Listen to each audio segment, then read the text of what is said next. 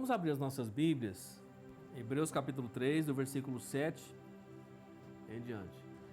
Portanto, como diz o Espírito Santo, se ouvirdes hoje a sua voz, não endureçais os vossos corações como na provocação no dia da tentação no deserto, onde vossos pais me tentaram, me provaram e viram por 40 anos as minhas obras. Por isso me indignei contra essa geração e disse: estes sempre erram em seu coração e não reconheceram os meus caminhos. Assim jurei na minha ira, que não entrarão no meu repouso. Vede, irmãos, que nunca haja em qualquer de vós um coração mau e infiel para se apartar do Deus vivo. Antes exortai-vos uns aos outros todos os dias, durante o tempo que se chama hoje, para que nenhum de vós se endureça pelo engano do pecado, porque nos tornamos participantes de Cristo, se retivermos firmemente o princípio da nossa confissão até o fim. Enquanto diz: hoje, se ouvirdes a sua voz, não endureçais os vossos corações, como na provocação.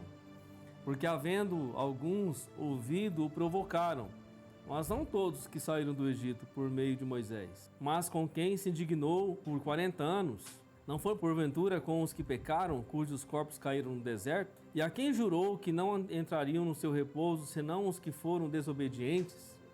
E vemos que não puderam entrar por causa da incredulidade. Capítulo 4, versículo 1 e 2 de Hebreus. Temamos, pois, que porventura, deixada a promessa de entrar no seu repouso, pareça que alguns de vós fiquem para trás, porque também a nós foram pregadas as boas novas, como a eles, mas a palavra da pregação nada lhes aproveitou, porquanto não estava misturada com a fé naqueles que a ouviram. Amém? Esse texto gira em torno da saída do povo do Egito, do povo de Deus que saiu do Egito, ali pela mão potente do Senhor, ali pela direção de Deus e pela obra, pelo trabalho de Moisés, né, por aquilo que Deus comissionou Moisés a fazer, a tirar o seu povo que estava escravo no Egito. E essa analogia do Egito com o mundo, né, do povo de Israel com a igreja, essa comparação é muito interessante, porque quero que você entenda uma coisa: o povo que estava no Egito escravo 430 anos, quando ele sai com a mão forte de Deus. E eles vão rumo à terra prometida. Existe um destino. Deus não vai deixar eu e você vagando a esmo. Deus nos chama para um destino. O nosso destino sempre vai ser Ele, irmão.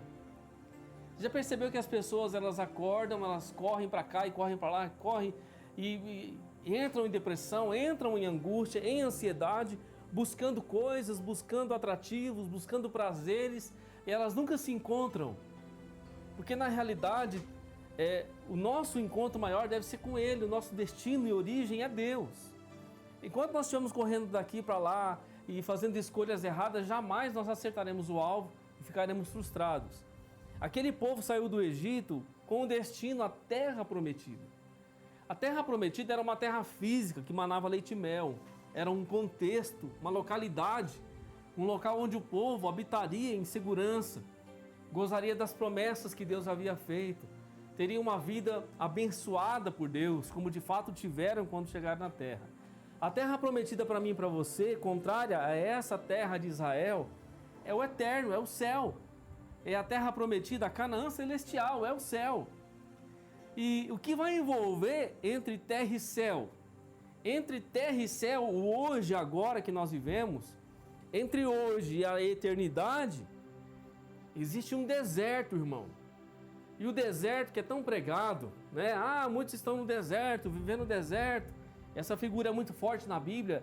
E realmente, às vezes, nós passamos por desertos na vida. E desertos aqui se configuram em enfermidade, provas, lutas. Mas eu quero trazer a conotação do deserto de uma maneira diferente nessa noite.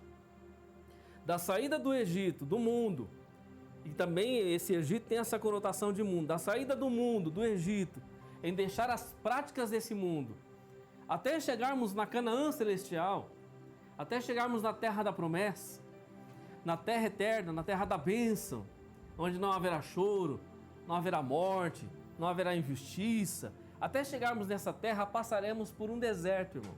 O deserto é esse contexto entre o hoje e a nossa terra prometida. E nós estamos situados justamente nesse contexto de deserto. E o que eu quero dizer com isso nessa noite, querido? Que Se Deus nos tirou do Egito, que Ele nos tirou, porque eu e você não estamos vivendo mais no Egito. Vivemos no mundo, mas não somos do mundo, como Jesus disse. Vivemos no mundo, mas não vivemos mais o mundo.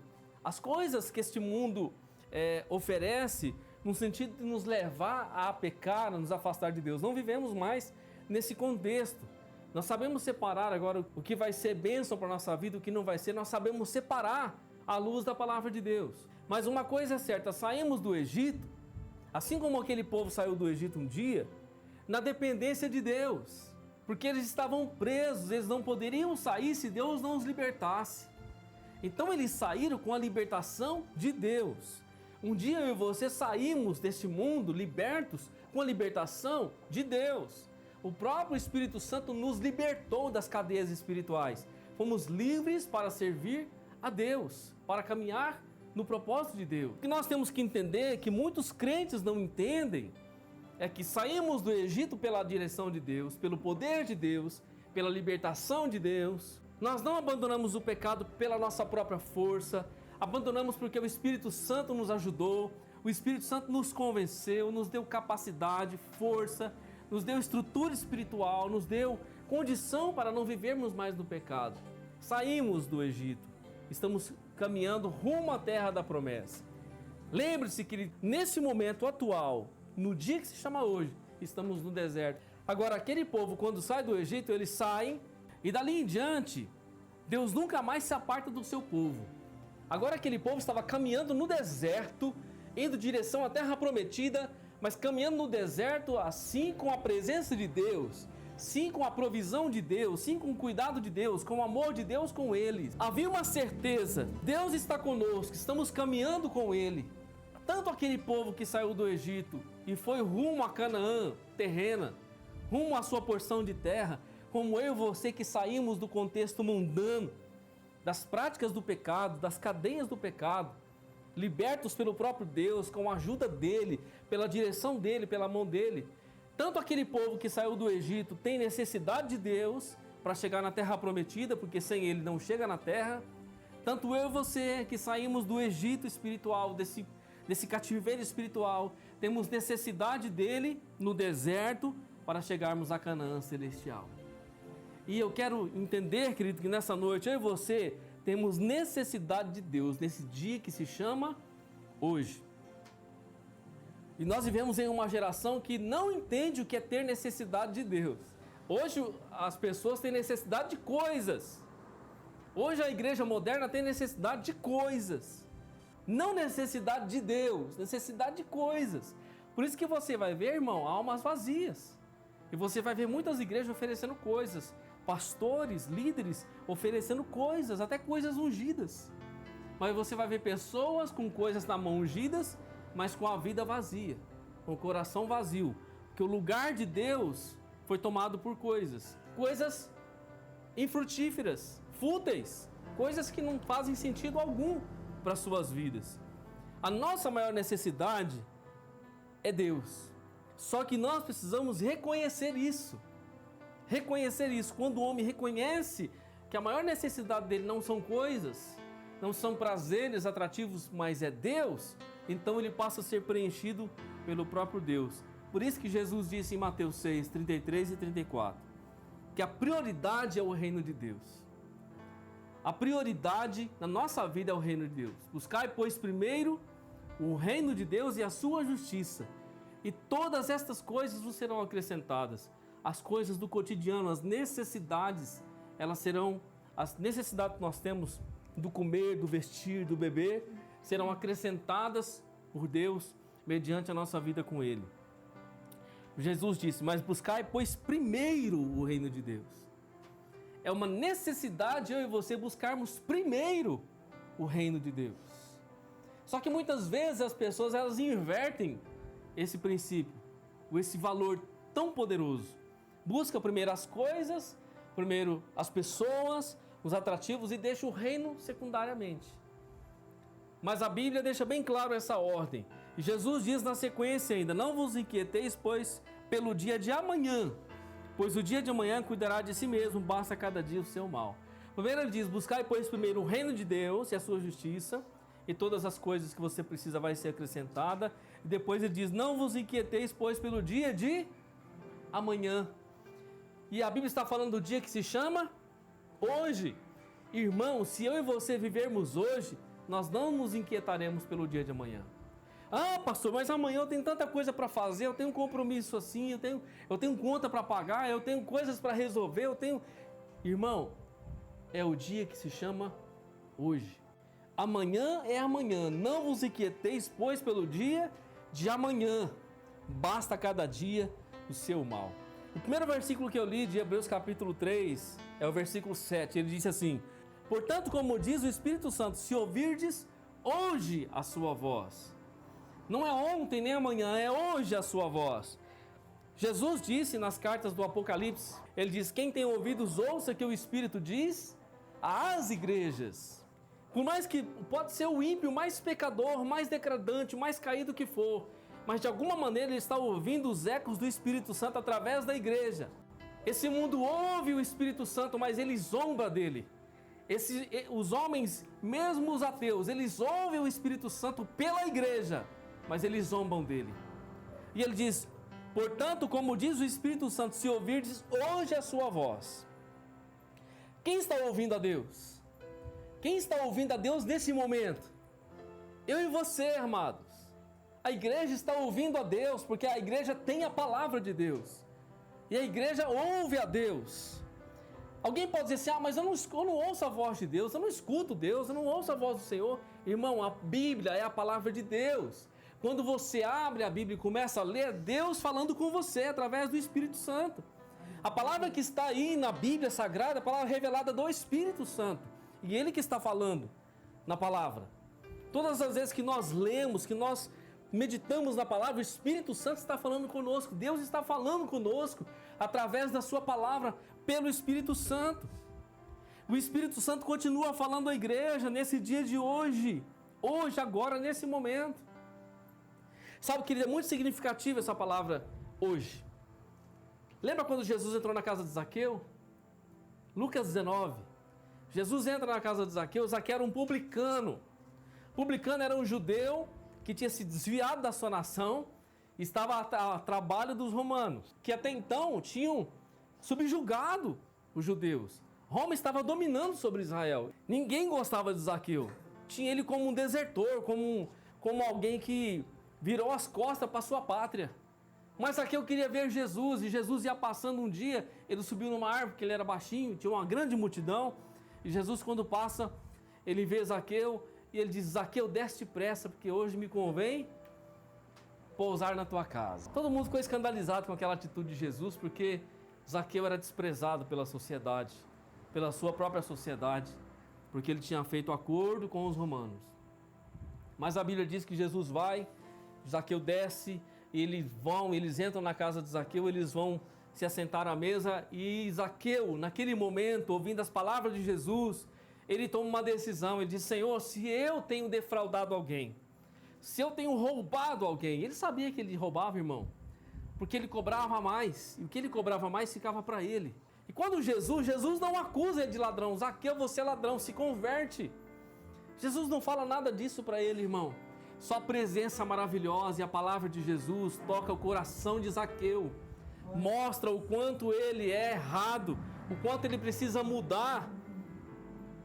Aí Jesus começa a conversar e de repente Zaqueu dá um estalo, irmão, e diz, Senhor, se eu tenho defraudado alguém, se eu tenho roubado alguém, eu vou restituir 4 vezes mais. Porque na lei de Deus estava lá, se um judeu roubasse o outro, ele tinha que devolver 4 vezes mais. Isso fazia parte da lei de Israel, da lei da palavra de Deus.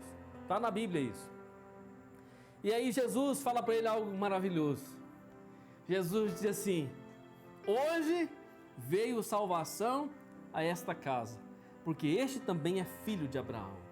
Jesus disse, por causa dessa atitude, por causa dessa convicção, por causa dessa mudança, desse ato, hoje veio salvação a esta casa. Olha só que interessante, querido, Jesus acentuou a palavra hoje, foi naquele dia a salvação de Zaqueu, porque ele reconheceu e ele optou por mudança. Lembra quando Jesus está na cruz e havia um malfeitor, um ladrão do seu lado esquerdo, um do seu lado direito? E um dos ladrões ficava acusando Jesus, dizendo: se tu és o Filho de Deus, desta cruz. E falando as coisas, escarnecendo contra Jesus. Mas havia um ladrão que dizia para ele: Senhor, tem misericórdia de mim. Quando entrares no teu reino, lembra-te de mim. Jesus disse para ele: hoje mesmo estará comigo no paraíso. Jesus disse: hoje mesmo estará comigo no paraíso. É muito significativo, irmão, enquanto estamos caminhando no deserto, entendermos esse hoje de Deus para a nossa vida. O trabalhar de Deus na sua vida é hoje. A cura de Deus para a sua vida é hoje. A restauração de Deus para a sua casa é hoje. A novidade de Deus para a sua vida e para a sua família é hoje. Amém? De que Deus está trabalhando no nosso hoje, no dia presente. Quando Jesus nos ensina a oração do Pai Nosso, Ele disse: o pão nosso de cada dia nos dá hoje. Porque Deus trabalha no dia de hoje. E eu preciso ter essa compreensão. O que Deus faz agora. Deus faz hoje em minha vida. Por isso mesmo o escritor aos Hebreus diz que Jesus é o mesmo ontem, hoje e será eternamente. Eu quero ler um texto para você que está em Lucas capítulo 4, e ele diz assim: o Espírito do Senhor é sobre mim, pois que me ungiu para evangelizar os pobres e enviou-me a curar os quebrantados de coração e a pregar liberdade aos cativos e a restauração da vista aos cegos, e pôr em liberdade os oprimidos e anunciar o ano aceitável do Senhor. E cerrando o livro, ou seja, fechando o livro, tornando a dar ao ministro, assentou-se, e os olhos de todos na sinagoga estavam fitos nele. Então começou a dizer: hoje se cumpriu essa escritura em vossos ouvidos. Quando Jesus acaba de ler, ele lê palavras de Isaías, profetizadas há 700 anos antes, e ele vai dizer que essas palavras diz menção a ele mesmo. Ele diz que o Espírito Santo estava sobre ele e ungiu ele para fazer coisas extraordinárias. E quando ele termina de ler, ele fala: hoje se cumpriu esta escritura sobre os vossos ouvidos. Jesus está dizendo: hoje se cumpriu esta palavra que eu acabei de ler para vocês. No dia de hoje. Irmão, isso significa que esta palavra se cumpriu há mais de 2000 anos atrás. A palavra que Jesus disse, que liberta cativos, que restaura os cegos, que põe liberdade aos oprimidos e que anuncia a salvação de Deus, está em vigência hoje, está em vigor hoje. Essa palavra tem poder hoje, para curar hoje, para restaurar hoje, para libertar hoje, para abrir porta hoje. Aleluias! É o que Jesus está dizendo aqui nessa noite, para mim e para você. Hoje se cumpriu essa escritura, há mais de 2000 anos atrás, Jesus disse. Hoje se cumpriu essa verdade. Os céus estão abertos para que Deus possa fazer a sua obra em nossas vidas. Quando aquele povo saiu do Egito, eles temeram porque Faraó veio atrás. Mas quando eles pararam diante do Mar Vermelho, a primeira circunstância diante do seu deserto, o Mar Vermelho, e eles começam a murmurar e a reclamar e a clamar a Deus. E a Bíblia diz que Moisés responde depois de ouvir a voz de Deus da seguinte maneira: Moisés, porém, disse ao povo: não temais, estai quietos e vede o livramento do Senhor, que hoje vos fará. Porque os egípcios que hoje vistes, nunca mais os tornarei a ver. Essa circunstância, esse inimigo que persegue você, esse inimigo que tenta deixar você cativo, que tenta deixar você escravo, que tenta dominar você, você nunca mais vai ver. Porque quem está agindo hoje é o próprio Deus, que está te libertando desse inimigo, que está te livrando desse inimigo. É o próprio Deus desse dia de hoje. Amém? Aleluias. Em 1 Samuel, querido, naquela batalha de Davi com Golias, se você lembra, o gigante enfrentando Israel durante 40 dias e 40 noites, não havia um homem que lutasse com aquele gigante. Que eu não sei se você sabe, irmão, naquele tempo remoto, as guerras eram decididas por um homem. Quando não havia o confronto entre os exércitos, um homem decidia a guerra. Quando assim os reis resolviam dar cada um dos seus homens mais fortes para lutar entre si. E quem perdesse, então tinha que se render. E naquele dia os filisteus se levantaram e o rei dos filisteus enviou Golias, para que também o rei de Israel enviasse algum guerreiro para lutar com Golias, para decidir a guerra, para que não houvesse matança de homens. Mas, irmão, durante 40 dias e 40 noites não houve um guerreiro de Israel que se levantasse para lutar com Golias. Mas eu não quero entrar na história, você conhece, Davi foi levar uns queijinhos para o seu irmão. Uns pães que o seu pai Jessé enviou, para saber notícia dos seus irmãos que estavam na guerra. E quando Davi chega no campo de batalha, ele escuta Golias. Ele escuta o inimigo do povo de Deus esbravejando e gritando, tentando contra o povo de Deus, e ninguém responde nada, nem mesmo o seu rei. Davi então fica indignado e toma briga para si, irmão. Ele toma a guerra para si, porque ele viu e percebeu que o gigante não afrontava apenas o povo, o gigante afrontava a Deus. E o texto diz assim, palavras de Davi: hoje mesmo o Senhor te entregará na minha mão, e ferir-te-ei e tirar-te-ei a cabeça, e os corpos do arraial dos filisteus darei hoje mesmo às aves do céu e às feras da terra, e toda a terra saberá que há Deus em Israel. Sabe, irmão, quando Davi se encontrou com aquele gigante, com aquela circunstância, ele disse: hoje mesmo o Senhor te entregará na minha mão. Davi entendeu que a guerra não era dele, a guerra era de Deus. A guerra é de Deus, e quando o campo da guerra é de Deus, é um campo da fé. Davi foi diante do gigante pela fé, sim, mas ele também foi com obras, ele foi com atos, ele foi com convicção, ele foi. Mas ele sabia que quem venceria a guerra era o próprio Deus, não era ele. Deus deu a ele convicção, ousadia e força e fé para vencer aquele gigante. Por isso Davi disse: hoje mesmo o Senhor te entregará na minha mão. Irmão, quem tem essa convicção de que quando o gigante está bravejando, blasfemando, gritando, humilhando, impondo medo, vai se levantar e vai dizer: hoje mesmo o Senhor te entregará na minha mão? Olha a convicção de Davi diante daquela circunstância na sua vida.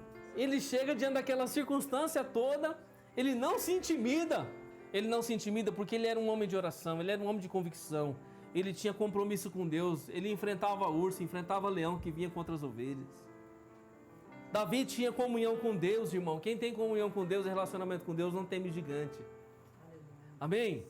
Às vezes o gigante se levanta contra a minha e a sua vida, mas nós temos um relacionamento com Deus. E tendo um relacionamento com Deus, o gigante não prevalece, querido. Não prevalece, porque Deus é conosco, está conosco. Aleluias! O mesmo texto que eu li para você, o versículo 8 de Hebreus capítulo 3, a primeira parte do versículo diz que se hoje ouvires a voz do Espírito Santo, nós estamos ouvindo.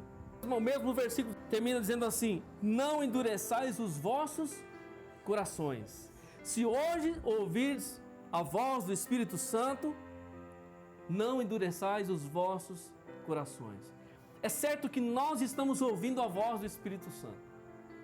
É certo que quando você coloca um louvor crente, irmão, um louvor cristão, porque hoje está cheio de louvor, eu não posso nem dizer que é louvor. Quando você põe um hino, um cântico espiritual, você ouve a voz do Espírito Santo. Quando você lê a Bíblia, você ouve a voz do Espírito Santo. Quando você ouve uma mensagem, uma palavra de Deus, uma ministração de Deus, pregada a palavra, você ouve o Espírito Santo. Quando você ora, você ouve o Espírito Santo. O Espírito Santo está falando à igreja, ele está falando conosco. Basta nós termos os nossos ouvidos atentos à sua voz, atentos ao que ele está dizendo. Mas o escritor diz: se hoje ouvis a voz do Espírito Santo, hoje não endureçais os vossos corações. Aí vem uma advertência, querido, para mim e para você. Porque é certo que o Espírito fala conosco, mas muitas vezes nós temos a tendência de endurecer o coração. Muitas vezes nós podemos não observar, ou não entender, ou não querer entender o que ele está dizendo, porque não é aquilo que nós queremos. E nós temos a tendência de endurecer o nosso coração. E coração aqui eu quero que você entenda o seguinte: do grego significa cardia. Cardia significa estremecer, palpitar. É o que o coração faz, não faz? Ele não palpita? Ele não pulsa? Ele não estremece? O coração estremece, palpita. O coração é o centro da nossa vida moral e espiritual. Coração é onde o Espírito Santo habita. É onde Jesus habita, no nosso coração. Que é a sede também das nossas emoções, decisões, desejos. Esse é o âmago da nossa alma, a parte mais profunda do nosso interior. É esse lugar, essa cardia, esse lugar onde estremece, onde palpita, é o centro da nossa vida moral e espiritual. O lugar onde Deus está lá habitando, o lugar da habitação do Espírito Santo, onde nós tomamos a decisão. É onde nós agimos. É esse lugar, por isso que ele diz: você está ouvindo a voz do Espírito Santo, não endureça o seu coração.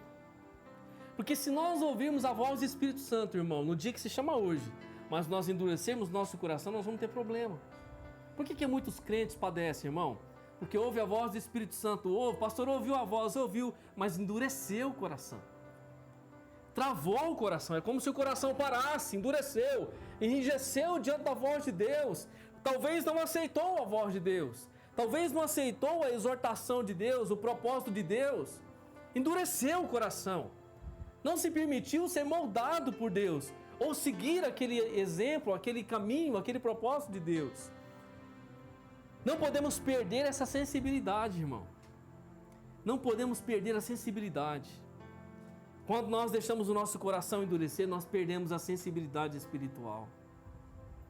Nós deixamos de viver o propósito de Deus. A dureza de coração é teimosia diante de Deus. Sabia disso? Você está entendendo o que eu estou falando de Hebreus capítulo 3, que fala do povo que saiu do Egito. Eu e você saímos do Egito.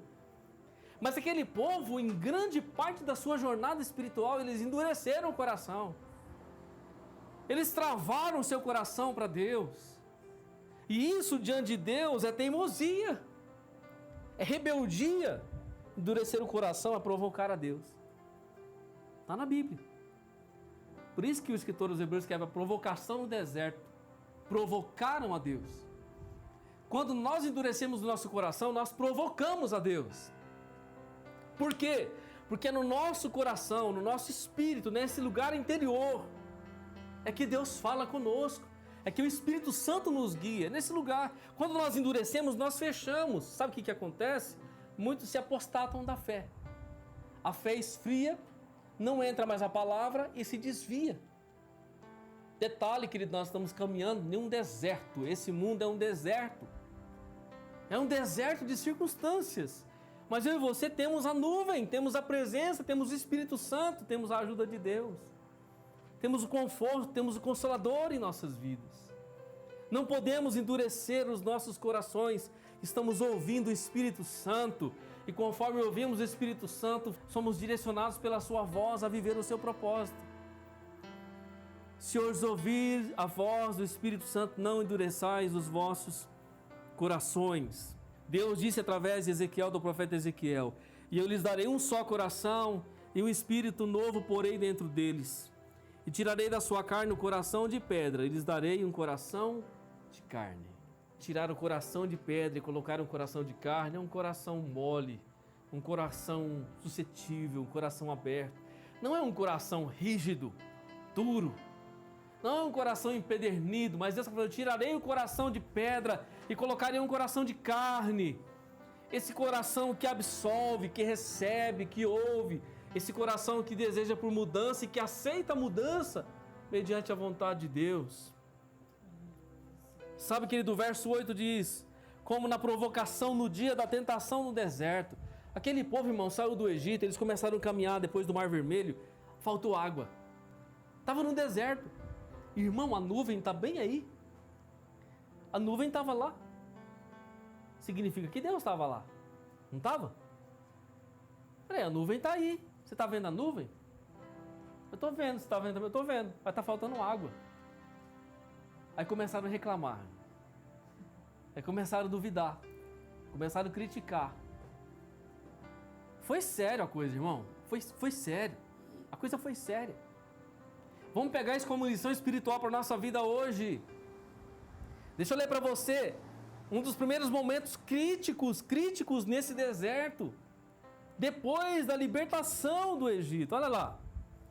Êxodo 17.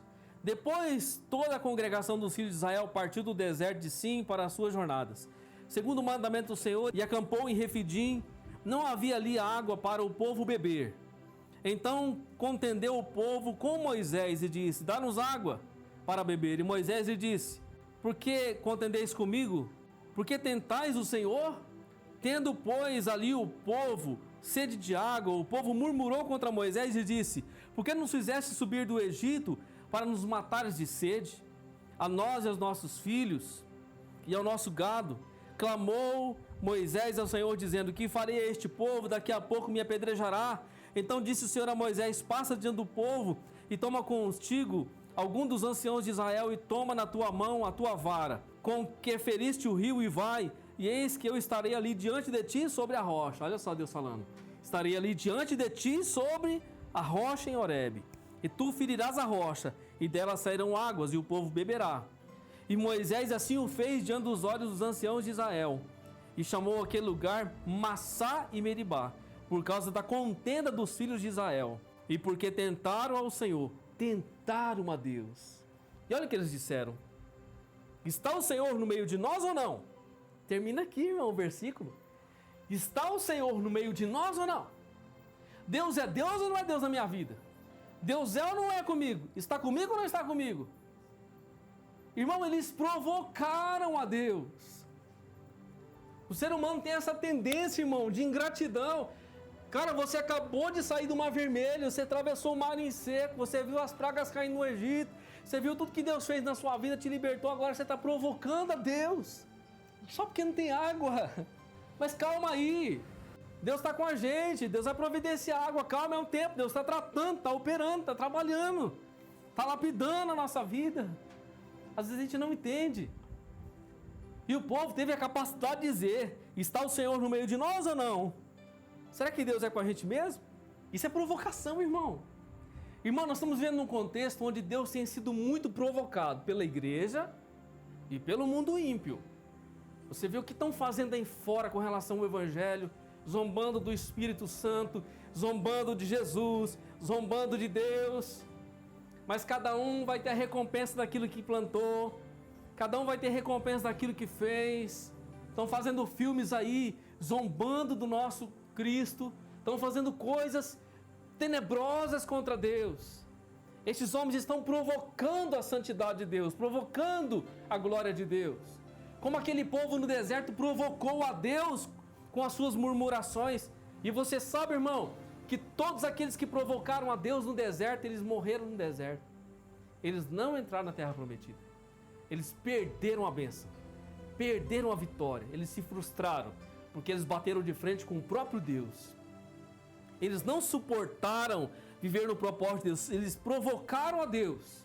O versículo 9 diz assim: onde os vossos pais me tentaram, o próprio Deus dizendo, e me provaram, e viram por 40 anos as minhas obras, 40 anos presenciando os milagres, sinais e prodígios de Deus, e tentando a Deus. Tentando a Deus. Quem faz isso é Satanás. Mas eu e você também podemos incorrer nesse erro de tentar e de provar, porque isso faz parte da obra da carne, sabia? Da carnalidade humana. Olha só, Jesus foi para o deserto, não foi? Jesus é nosso exemplo, maior exemplo. Jesus foi para o deserto desse mundo, irmão. Ficou 40 dias e 40 noites sendo tentado pelo diabo.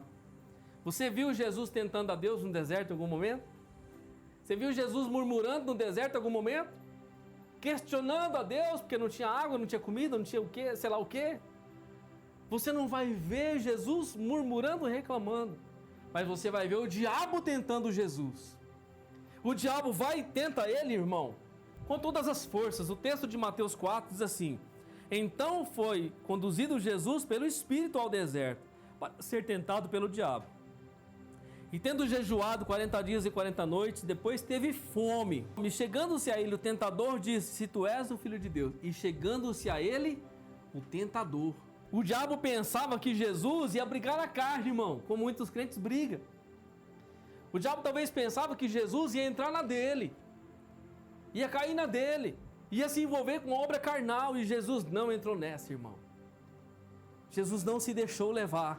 Se tu és o Filho de Deus, manda que as pedras se transformem em pão. Não, deixa isso aí para lá. Eu estou na mão de Deus, eu não vou fazer nada. Quem está no controle do deserto da minha vida é Deus, não sou eu. Quem vai prover a água é Deus, quem vai prover o pão é Deus, é a hora de Deus, é no tempo dele, é no momento dele. Sabe por quê, querido? Eu e você fomos tirados do Egito e estamos vivendo na mão de Deus, no cuidado dele. Até nós chegarmos a Canaã celestial, irmão, vamos estar no cuidado dele. Você sabe, irmão, que tem gente que sai do cuidado dele, né? Prefere sair do deserto, da vida, com Deus, e voltar para o Egito. Porque julga que o Egito é bom, que no Egito você pode fazer o que você quer do seu jeito, que lá tem comida e tem bebida. Tem, irmão, só que é o Egito, não se esqueça. Não se esqueça. E lá no Egito não tem Deus, hein? Não tem o cuidado de Deus, não tem o consolo de Deus, não tem a provisão de Deus, porque lá você disse, ó, eu não quero, eu quero viver sozinho. A diferença está aqui. E Jesus deixa bem claro isso diante do inimigo, querido, da tentação que veio sobre ele. Agora, Paulo escreve aos Gálatas, diz assim, porque as obras da carne são manifestas, as quais são adultério, fornicação, impureza, lascívia, idolatria, feitiçaria, inimizades, porfias, emulações, iras, pelejas, dissensões, heresias, invejas, homicídios, bebedice, glutonaria e coisas semelhantes a essas, acerca das quais vos declaro, como já dantes vos disse, os que cometem tais coisas não herdarão o reino de Deus. Você viu o tamanho da lista, irmão? Cansa até para ler. Agora, você acha que naquele povo que estava no deserto, seguindo a Deus, havia entre eles impureza, obras carnais, inimizades, porfias, emulações, iras, pelejas, dissensões? Havia, irmão. Havia, porque era um tratar de Deus na sua alma, mas eles não se permitiam. Eles estavam vendo a nuvem. Eu e você não estamos vendo a nuvem. A nuvem não está mais aí, irmão. Você já viu a nuvem algum dia? A nuvem passou para dentro. A nuvem saiu de fora e entrou para dentro. Lá no Antigo Testamento, a nuvem estava fora, eles viam. Eles não viam a Deus, eles viam a nuvem. Mas agora, na nossa realidade, no tempo, depois de Cristo, a presença que estava fora entrou para dentro. Ele está conosco todos os dias, nos guiando na sua vontade. Por isso, querido, muitos tentaram provar a Deus naquele deserto. Eu e você não podemos, em hipótese alguma, tentar o Senhor e provar o Senhor. Esse não é o nosso lugar. Aquele povo viu as obras de Deus. Eles não valorizaram as experiências com Deus. Irmão, você já passou por experiência com Deus, não passou? Cada um de nós aqui passamos por experiências. Por uma cura, por uma libertação, por um livramento, por um agir de Deus, por um mover de Deus de alguma forma. Nós passamos por experiências com Deus, não foi poucas. E quando nós lembramos disso, nós valorizamos o cuidado de Deus, o amor de Deus conosco. As experiências com Deus nos trazem uma segurança de que Deus está conosco. Aquele povo passou por N experiência, irmão, mas parece que não valia nada para eles. Nada do que Deus tinha feito valeu para eles. Cara, mas Deus curou você, transformou a sua vida, mas não valeu nada. Aí Jesus libertou você, mas voltou de novo para lá, tá do mesmo jeito, não valeu nada. Eles não deram glória a Deus pelas obras de Deus. Agora, irmão, o mais interessante, o versículo 10 vai dizer assim: por isso me indignei contra esta geração e disse, estes sempre erram em seu coração e não conheceram os meus caminhos. O próprio Deus disse, esses sempre erram no seu coração. De novo o coração, o lugar que estremece, o lugar que pulsa, o lugar íntimo, da intimidade do Espírito Santo, o âmago da alma. Deus está dizendo, me indignei contra essa geração, contra este povo. Estes sempre erram no seu coração e não conheceram os meus caminhos. O Salmo 103 diz que Deus fez conhecidos os seus caminhos a Moisés. E os seus feitos, as suas obras conhecidas dos filhos de Israel. Você pensa que quando caiu a Saraiva no Egito eles não viram? Todo mundo viu, irmão. Todas as obras que Deus fez, eles presenciaram. Só que Moisés não só presenciou as obras, ele conheceu o caminho de Deus. Ele conheceu o propósito de Deus, porque Deus falava com ele antes. Era tão poderoso isso, que o texto de Êxodo 33 diz assim, agora pois, o Moisés diz, falando com Deus, agora pois, se tenho achado graça aos teus olhos, rogo-te que me faça saber o teu caminho. Ou será que nós já oramos, irmão, dizendo assim, Senhor, eu te peço, me faz conhecer o teu caminho. Me faz conhecer o teu coração. Me faz conhecer o teu propósito. Me faz entender a tua direção. Irmão, tem gente que ora só para pedir. Olha como que Moisés está orando. Agora, pois, se tenho achado graça aos teus olhos. Primeiro, Senhor, se de alguma maneira o Senhor conseguiu olhar para mim, que eu não sou ninguém, eu não sou nada. Se em algum momento eu achei graça aos teus olhos, eu rogo-te que me faça saber o teu caminho. Mostra o teu caminho para mim. Eu quero saber para onde o Senhor está indo. Quero saber o que o Senhor está fazendo. Para onde é que vai agora? Qual que é o caminho que eu tenho que seguir agora? O que me interessa é o teu caminho. O que me interessa é a tua direção, é o teu propósito. Faz-me conhecer o teu caminho e conhecer-te-ei, para que ache graça aos teus olhos. Faz-me conhecer o teu caminho e conhecer-te-ei. Por que Moisés queria saber o caminho de Deus? Porque ele queria conhecer Deus, irmão. Para onde o Senhor está indo? O que o Senhor está fazendo? Como é que vai ser a partir de agora? Onde que a gente vai? Em outras palavras, onde é que a gente vai, Pai? A gente vai para onde? Hoje, no dia que você chama hoje, nós vamos aonde? Eu quero ir para onde você está indo. Mostra o teu caminho, eu quero te conhecer. Eu quero saber qual é o teu endereço, teu paradeiro, para onde o Senhor vai. Eu quero conhecer o Senhor. Esse é o interesse, irmão, de um verdadeiro coração. Aqui está caminhando no deserto com Deus. Espera aí, Senhor, tá bom, tem circunstância, tem adversidade, tem problema, mas eu quero saber o teu caminho. E Moisés vai mais além, irmão, porque Moisés é profundo com Deus. Ele fala assim: para que ache graça aos teus olhos e considera que esta nação é o teu povo. Disse, pois, aí Deus diz para ele, disse, pois, irá minha presença contigo para te fazer descansar. Então disse ele, rogo-te que me mostres a tua glória. Você está querendo demais, Moisés. Você quer o caminho, você quer conhecer, agora você quer ver a glória? Você não está satisfeito só com o caminho, me conhecer, você quer ver a glória também? Irmão, que pedido ousado é esse? Eu não quero casa, eu não quero carro, eu não quero dinheiro, eu não quero luxo, eu não quero fama, eu quero a tua glória. Eu quero te conhecer, os teus caminhos, eu quero ver a tua glória, Deus. É isso que eu quero ver a tua glória. Aí Deus diz, porém ele disse, eu farei passar toda a minha bondade por diante de ti. Deus não disse a glória, irmão. Eu farei passar toda a minha bondade por diante de ti. Você vai ver o quanto eu sou bom, Moisés. Você vai ver quanto o meu coração é generoso. Lembra quando o jovem rico chegou em Jesus e disse assim, Senhor, bom mestre? Jesus disse, não. Bom é só um que é Deus, hein? Bom é só um que é Deus. E aí Deus disse, farei passar toda a minha bondade por diante de ti e proclamarei o nome do Senhor diante de ti. Vou proclamar o meu nome diante de você.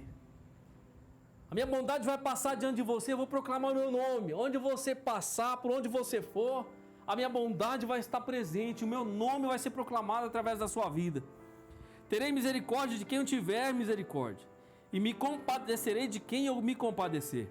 E disse mais, não poderás ver a minha face, a minha glória, porquanto homem nenhum verá a minha face e viverá. Disse mais o Senhor, eis aqui um lugar junto a mim, aqui te porás sobre a penha. E acontecerá que quando a minha glória passar, por-te-ei numa fenda da penha, e te cobrirei com a minha mão, até que eu haja passado, e havendo eu tirado a minha mão, me verás pelas costas, mas a minha face não se verá. Sabe o que Deus estava dizendo, irmão? Eu vou com você para te fazer descansar, primeira coisa. Porque o contexto aqui é de provocação. Tem gente provocando a Deus, irmão. Mas também tem gente adorando e desejando vê-lo. Irmão, sempre vai ser assim. Sempre vai ter os provocadores e vai ter os adoradores. Sempre vai ter aqueles que provocam, aqueles que murmuram, mas vai ter aqueles que se dobram, que se rendem, aqueles que se humilham, aqueles que desejam ver a face de Deus. E Moisés era esse. Deus disse, Moisés, a minha glória você não vai ver não, a minha face você não vai ver, que se você ver você morre. Vamos fazer o seguinte, eu vou te colocar sobre a rocha. Eu vou te colocar sobre a penha, sobre a pedra. Uma rocha mesmo, irmão, uma rocha enorme. E aí eu vou passar. Quando eu passar, eu vou colocar a mão, você não vai poder me ver. E depois você vai ver as minhas costas. Irmão, isso é ver ou não é ver o caminho de Deus? Porque Moisés viu Deus passando, não viu? e viu para onde Deus foi. Ele viu os feitos de Deus. Ele viu o agir de Deus, o operar de Deus. Ele viu as costas de Deus, por onde Deus passou, o que Deus fez, o agir de Deus. Ele viu os caminhos de Deus. Será, irmão, será que tem algum significado? Eu vou te colocar sobre a rocha. Quem é a rocha, irmão? Quem é a rocha? É Jesus, irmão. É Cristo. Eu só posso ver a glória de Deus, nem que for as costas dele, se eu estiver em Cristo. Se a minha consciência estiver em Cristo, se a minha vida estiver em Cristo, se o meu propósito for Ele, se eu caminhar com Ele, se eu viver com Ele.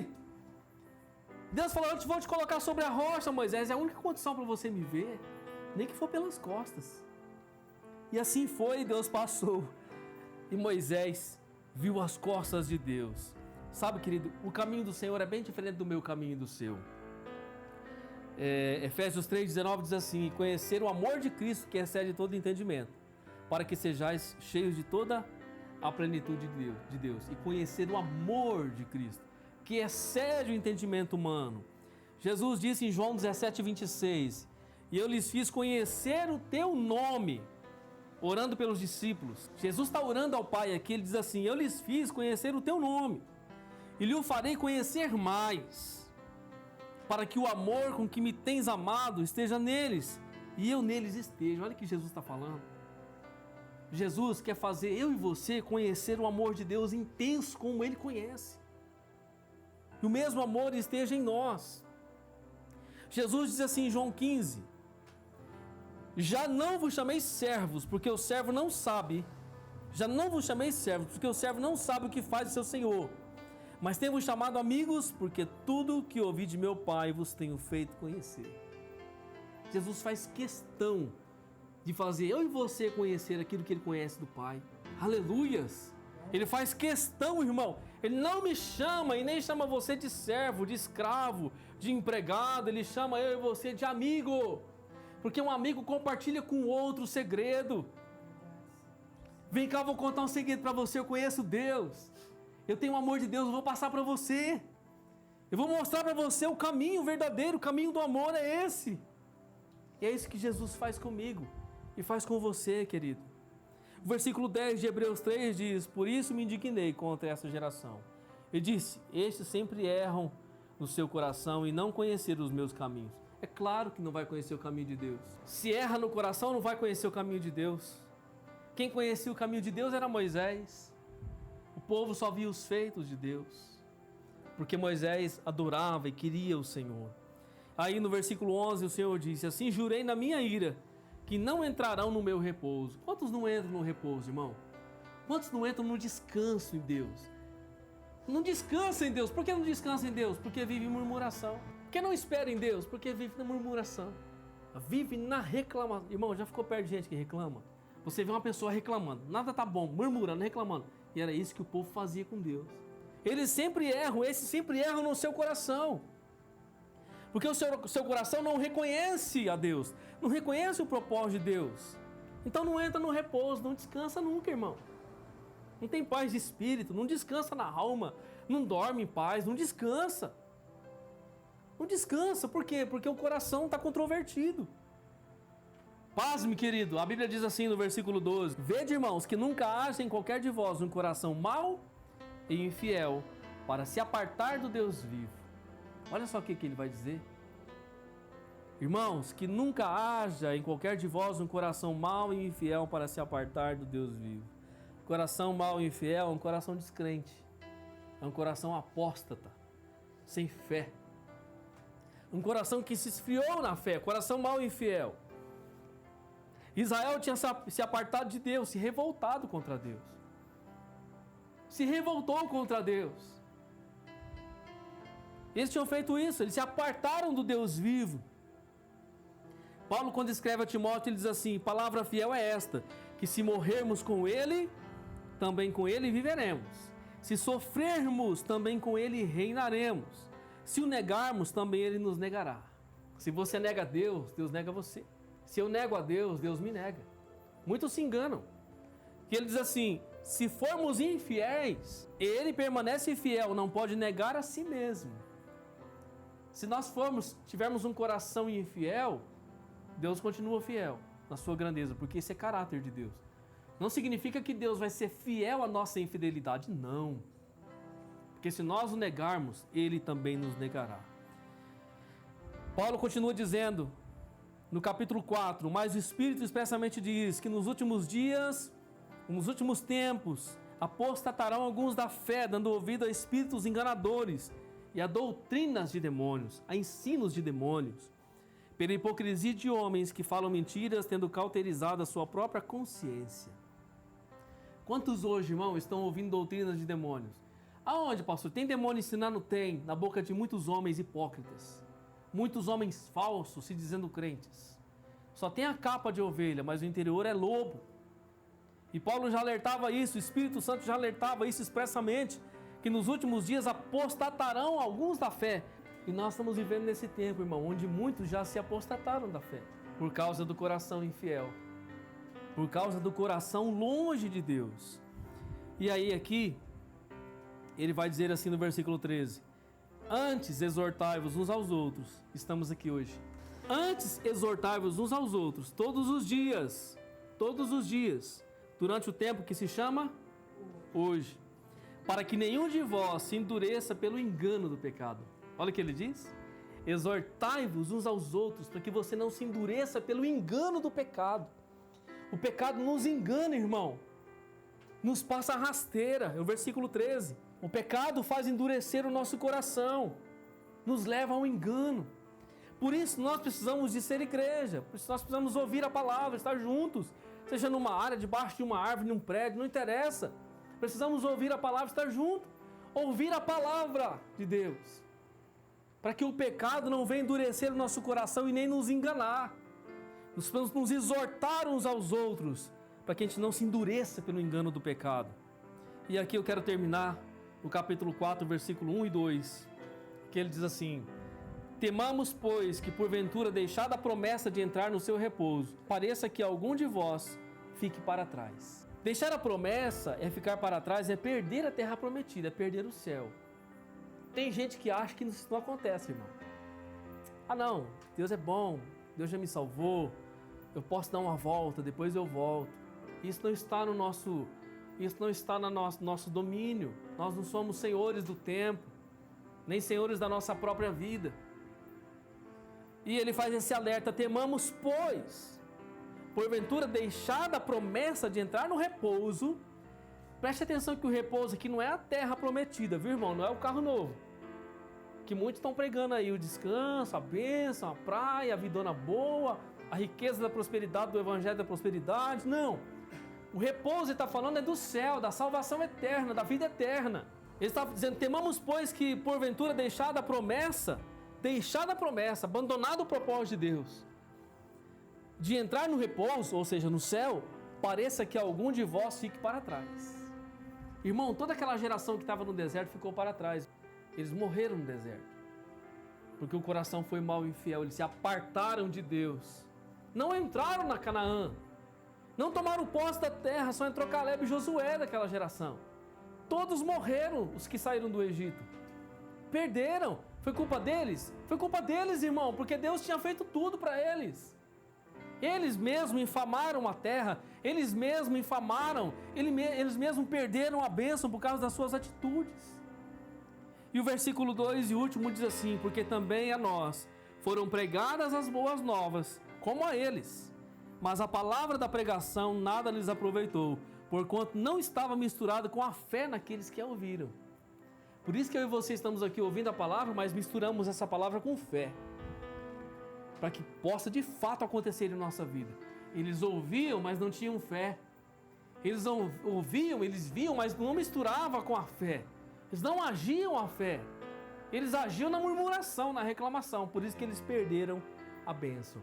Agora, as boas novas que o escritor diz aqui, como foi para eles, a salvação naquele contexto, primeiro de Deus, como seu Deus, vivendo com seu Deus e na sua terra da herança, da promessa.